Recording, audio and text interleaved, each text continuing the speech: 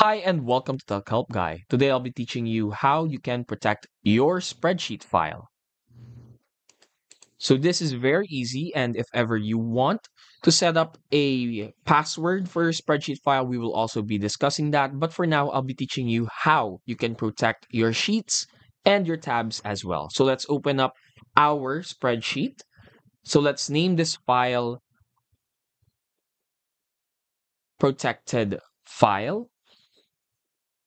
And then afterwards, we want to input some words here. Let's say name. And then on column B, let's write amount. And then let's try to put some fictional names here. Let's say Mr. Krabs. And then let's say he paid $10,000. All right. And then next, let's say Sandy. And then on the amount, let's say $2,000.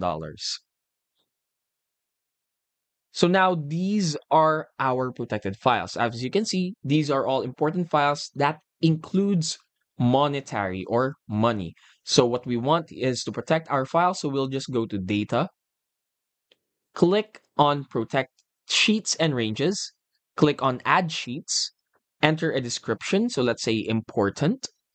And then from here, you can either select a range of tabs and columns, or you may also opt to protect the entire sheet. So right now what we're doing is we are putting these two columns and these tabs protected. And now we want to protect the entire sheet. So let's just set permissions.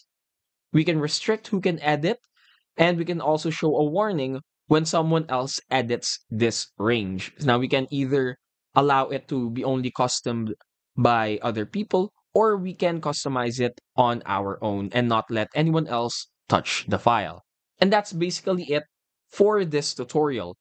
If you really want to have a password on your sheet, you will need to use external applications to have a password on your account. However, Google is quite strict with allowing third parties on your account, so make sure that the external applications you use are safe.